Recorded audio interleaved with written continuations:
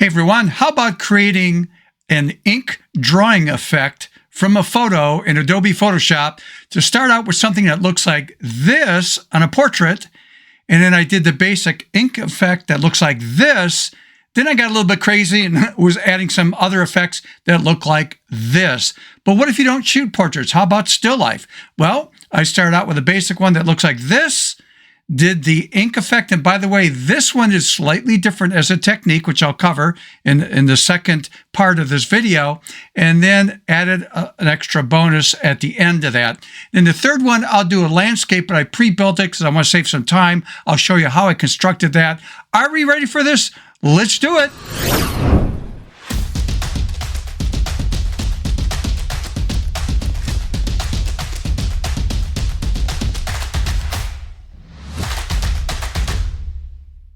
Hey everybody, welcome back to the channel. If you're new to the channel, this is dedicated to photography and as a photo artist, pushing ourselves creatively out of the box. Okay, this one was a fun project, and what I want to emphasize is that a few months ago, I presented a way of creating like a pencil sketch look in Photoshop that was very successful. A lot of people loved the technique in that. But somebody had mentioned in an email to me about almost 2 months ago, is there a way I can do something that looks more like an ink effect? And so that's what I'm trying to do right now, is try to catch up on that, to share that with you. And what I want to do is make sure you understand that I'm going to create 2 of them from scratch. One, I'm going to do a basic thing with a portrait. Then when I do a still life, it'll be the same concept, but I'm going to throw a curveball in there because I'm not quite getting what I want. And so I want to make sure you understand that how you can go further with this to get the look that you want. And then the very last one is a landscape one that I pre-built, and I'll just show you how I did it layer by layer because I don't want to waste time, but I don't want you to have blinders on thinking, oh, I can only do this with portraits or still life. Go for it on any type of photography. Are we ready for this? Again, this is based on creating an ink effect, or drawing effect in Photoshop. Let's get into it. All right, let's dive right into Photoshop and take a look at the concept. A little bit of note taking on this one. You can pause the video, but I'm going to, if you've been following me for a long time, I prefer just double clicking on my workspace to get the open dialog box. And this is the image I'm going to start with, and then I'll work on that one from scratch. So let's start with the portrait one. And the key thing on this is step number 1 is to prep your image. Now, I want you to realize that I want to have a white background for this effect. Well, what if I don't have a white background? I will cover that in the second project. Because again, life's not perfect, right? So maybe there's still life and you have busyness in the background, or it's a different color, it's dark. How do I make it into a white background? So we'll cover that for you. But let's start with this first. The first thing I want to do is prep the image, which means, do I want to change the crop of this? Do I need to adjust things like make it brighter or more contrasty? In this example, I'm not. I'm just going to leave it alone. But what I want to do, which is important, if you want to follow with the same settings I have, because it's going to be based on this. You go to Image drop-down menu, choose Image Size. When the dialog box opens up, I want you to change your resolution to 72, and on width and height, the longest one, which is this one right here, highlight that, and I want this to be around 2,500 pixels. Make sure it's set to that. So the settings that I'm going to share with you, you could follow because it's based on this. And again, it's low res. That's okay because this is turning into art. This is not a photo. Remember the concept? We're changing a photo to create an ink drawing effect. So again, when you're resizing this, again, the setting should be to pixels, not inches. Make sure that that check link is activated, which should be by default. And then resample is activated. And again, just look at the settings on the longest area, whether it's the height or width. In this example, it's the width, 2,500, 72 resolution. Okay, I'm going to click on OK, and it'll actually resize this. Let me zoom in and make this a little bit bigger. Okay, the very next step now is to convert this to a smart object layer. So here in Layers, I'm going to right mouse click and choose to convert to a smart object. So there we go. Okay, now the next, we have some 3 major steps we're going to do. And the first step is going to go to the filter drop-down menu, come down to a category called Stylize, and you're going to pick Oil Paint. Now, when this opens up, this remembers my settings because I did this in the past. So Stylize, move the slider all the way to the right, should be set to 10. Cleanliness, all the way to the right, set to 10. The scale, 0.8, 0.8 right there. The bristle detail, all the way to the right. It should be at 10.0. Make sure the lighting is checked. My angle is minus 60, and the shine is 0.6. So you might want to write that down or just pause the video to jot that down. But there's my preview. You can see the image as I turn that on and off. Okay, I'm going to click on OK to accept that. So that is the first major step. Very easy to do. Okay, second thing is we're going to go to the image drop-down menu, go to adjustment, and on the fly-up menu, you're going to choose shadow and highlights. Now, in shadow and highlights, your dialog box might look like this. It's compact. Make sure you activate show more options, and you'll see that. Now, I left everything at the default setting, and what I did was I took the shadows over here and I pushed it all the way to the right. And then on highlights, I moved that approximately to around 20, something close to 20%. So you can see the before and after here. And then just click on OK to accept that. Very simple, easy to do. Very last step here, and that is going back to image, adjustment, and again on the flyout menu, you're going to choose threshold. So I'm going to come down to threshold right there, let the dialog box open up, and this is where, based on your image, you're going to play with the sliders here.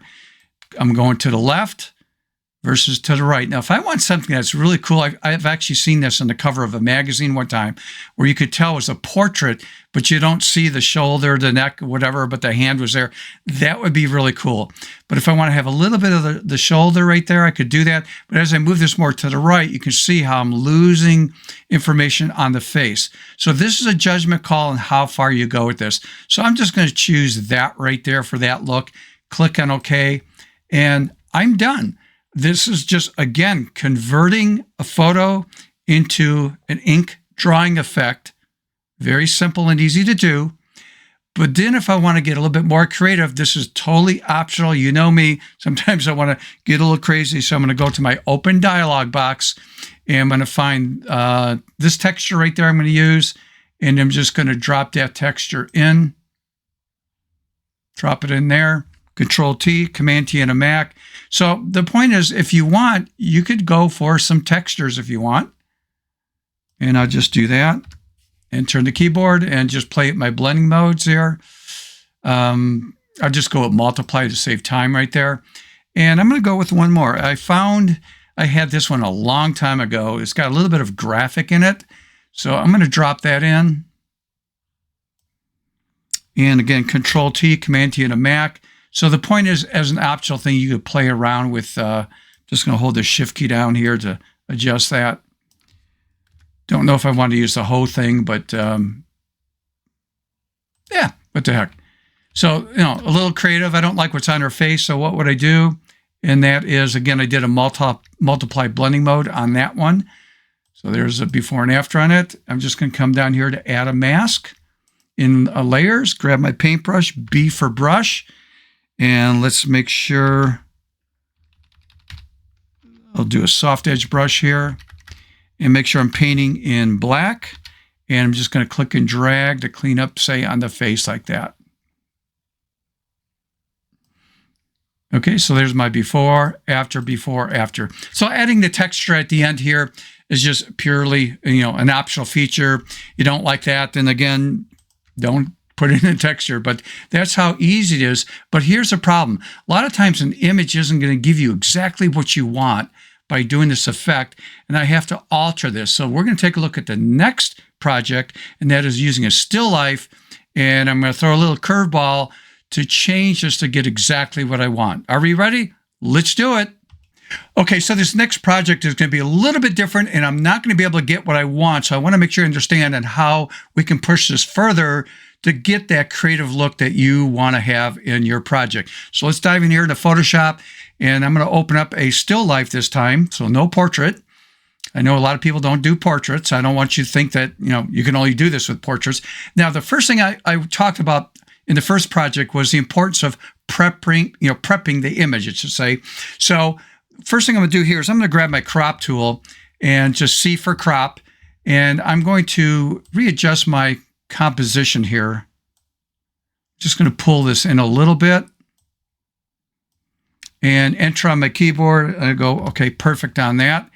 I'm going to grab my move tool. So V like in Victor, that grabs my move tool to get out of the crop area here. And I need to have a white background. And obviously I don't have one. Now, even if I had like a busy background, I need to change this. So what I'm going to do here is just go to my contextual taskbar. And again, if it's not open, it should be by default floating down here. I have mine anchored up there. I've talked about that before, but if yours is not showing up, just go to Window, drop-down menu in Photoshop, come all the way toward the bottom, and you will see Contextual Taskbar. Just make sure that's activated. And in this example, I'm just going to choose, hey, remove the background. So let it do its job. It's amazing how well this works. And you can see the before and after on that. Okay, but I need to have a white background, so what I'm doing, again, I'm prepping the image. I'm coming down to the Oreo cookie dipped in milk over here, and I'm going to choose solid color. And I'm going to choose white right there. And then I'm going to push this down to the bottom. I'm going to select both layers. So if I click on one, hold the Shift key down, click on the other one, and I'm going to do Control E or Command E, consolidates everything down to a single layer. So there I have my starting point where I've got my image. I readjusted the crop here. I made sure I have a white background. So now I can start doing the same steps I did with the first image, and that was a portrait. And I came over here to layers, right mouse click, and I chose a smart object layer. But before I did that, let's go back here, Steve, image size, and I want to make sure this is a 72 as a resolution. Now remember, the chain link is activated. It should by default. If it's not, make sure that's activated, and resample is selected. So I'm going to change that to 72 as a resolution. And the longest height here is going to be, well, the longest distance here in pixels is height. So I'm going to make that 2500. And then I'm going to click on OK to accept that. And that will be readjusted. So just to verify that, if I go back to image size, you can see in the dialog box, 2500, 72 resolution, and we're all set to go. So I'm going to close out of that. Okay, now I'm going to go to right mouse click and just follow the steps I did with the first project, and that is convert to smart object. Now that I have that done, the next thing I did was I went to filter drop-down menu, and I went to a category called Stylize, and I chose Oil Paint. And again, it remembers the last setting, so I'll just zip through this really fast. 10, 10, 0.8 on scaling, 10 on bristle detail. Lighting is activated there. Angle is -60, and the shine is 0.6. I'm going to click on OK to accept that. Okay, now that I have that done, getting down to the second thing I did was image, come down to adjustment flyout menu, and we chose shadows and highlights. And again, make sure the entire thing is opened up if you want. So that check mark is activated. And then I just pushed the shadows all the way to the right, and the highlights was close to 20%, and clicked on OK. And then the very last thing I did was go to, and here's what I'm going to run into a challenge, image adjustment. On the flyout menu, I'm going to choose threshold here. And here's my dilemma. As I move this back and forth, I like the information like this on the flowers and petals, maybe right there.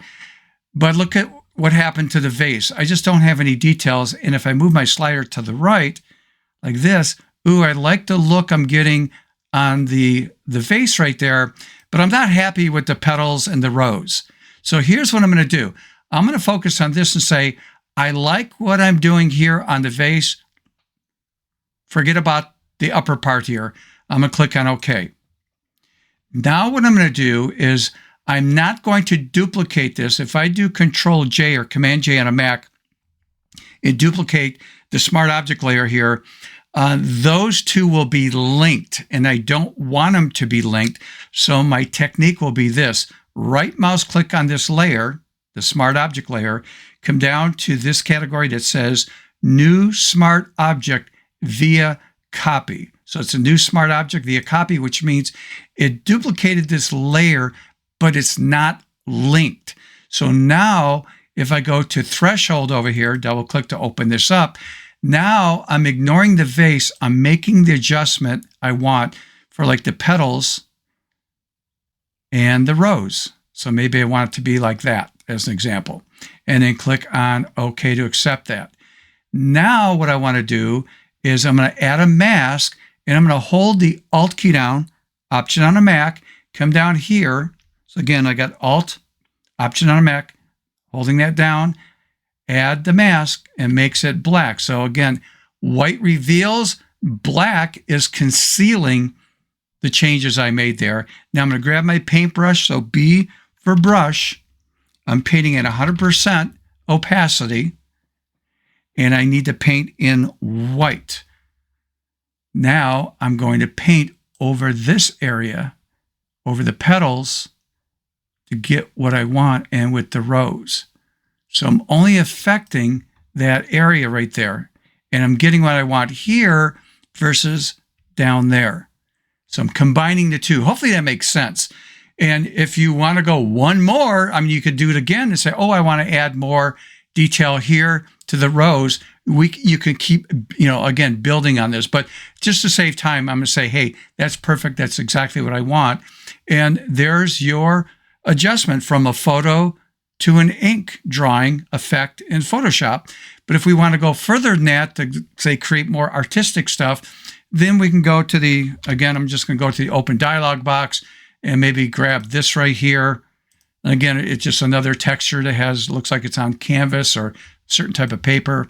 Move it there, drop it in, Control T, Command T on a Mac to make your adjustment. Let me rotate this. Whoops. Pull that down, let's rotate that. And again, this is sort of an abstract look and feel to it. Let's make that fit. Enter on the keyboard. And I would just be playing around with blending modes here, whatever sort of looks good to you. I mean, that sort of looks good where it's adding colors to the ink right there. But if you want to see texture in the background, there we go. And again, I could pull that back if I want to lighten that up a little bit to maybe 70%. There's a before and after on that. So again, just creatively thinking out of the box on this. Now, the very last one I'm not going to build. I just want to show you a landscape technique I did. And so I can zip through that really quick. And by the way, hopefully you're learning something. So if you can do me a favor, and that is like the video, subscribe if you're not subscribed, hit that notification bell. Next time I upload a video, you'll get notified on that. All right, let's take a look at the last one before the end of this video really quick. Are we ready? Let's do it. All right, let's jump right back into Photoshop again. And this is going to be quick. I did this in advance, so I'll just show you how I built it and just review the steps. On this one, I actually kept the original image to start with, and I just duplicated it. So this is a landscape. This is just a stock image I've used many times in the past on different videos. But what I did was I duplicated it, and I started walking through the steps. So this is the first phase, and I was getting what I wanted here in the bottom, but I hated the sky. I just didn't care for that look there at all. So if you remember, right mouse click on this, and I chose New Smart Object via Copy, so it's not connected to each other. And this is what I did. This is where I combined it to. So you can see that with that off, that's what the sky looks like. But I readjusted it here on this Smart Object layer to have the sky look like that. And this is my mask. So if I turn that mask on and off, let me open up that mask so you can see that. I masked out the bottom part. And so I just left in this part right there. So the white is revealing that change I made. Then I was just playing with this, a bad texture in my opinion to add that. because they're so used to landscape of the skies being sort of blue and maybe, earth tones on the bottom. I was just playing around with a gradient like that, plus the texture with blending modes to come up with that look. So what I'm trying to emphasize here is, please don't limit your thinking that, I can only do this with portraits. I can only do this with still life. In my opinion, I would go for any kind of photography that you enjoy doing in making that adjustment and try this ink technique. And then if you want to add some textures and colors and that to it later, that's up to you to push yourself. So hopefully you have fun with this and understanding the concept. And I'm trying to encourage you to, select one of your images, walk through this, give it a shot, enjoy, making mistakes as we learn from making mistakes, but push yourself to think creatively out of the box. And I mean literally out of the box. Until next time, see ya.